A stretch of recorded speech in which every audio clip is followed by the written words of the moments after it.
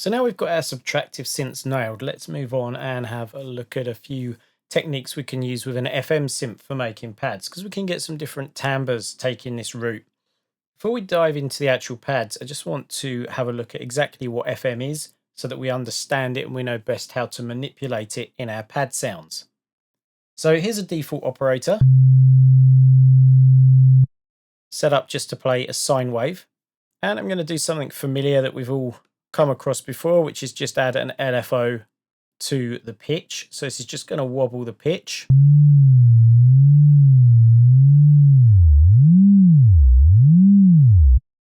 So we've all come across that before. So this is a low frequency oscillator, but we can change this to a high frequency oscillator.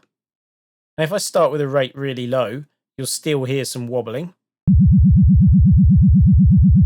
Albeit you can start to see it becomes less distinguishable from looking at the spectrum. But here what happens when we crank the rate up.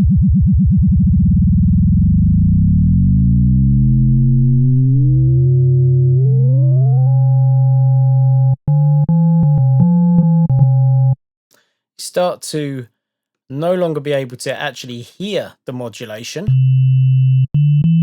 but instead we would get recognizable overtones, or in fact tones appearing below the fundamental, and we start to get different timbres as a result. So let's take the LFO off and let's just look at how that applies to the standard frequency modulation in operator. So if you think about it, this LFO is wobbling pitch, i.e. the frequency, so it's modulating the frequency. And frequency modulation is exactly what's going on. We pick one of our algorithms. In this case, each of these oscillators is modulating the one below it. So B is modulating A. And again, if I turn this on to fixed mode and I go for a real low frequency, 10 Hertz, and turn this up, so this is effectively the depth, this level control, we get to hear that wobbling. And of course, as I turn the frequency up, i.e. the rate, exactly the same as the LFO, we start to get, again, an actual timbre and a tone as opposed to hearing the wobbling. So that's all that frequency modulation is. It's no more complex or less complex than that. So if I take fixed off, there we go. There's some frequency modulation going on. And of course, we can use this and use its envelopes to start shaping more of a pad sound. So if I just come in and we'll put our fairly standard 3 seconds in and 3 seconds out just to get us going.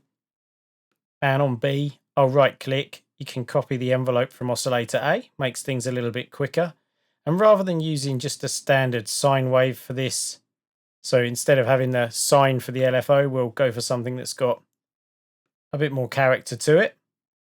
And without this,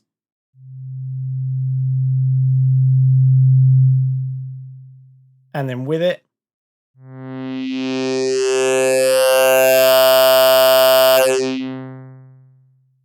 so straight away we can see that we're starting to get some very different timbres to what we're capable of with a subtractive synth.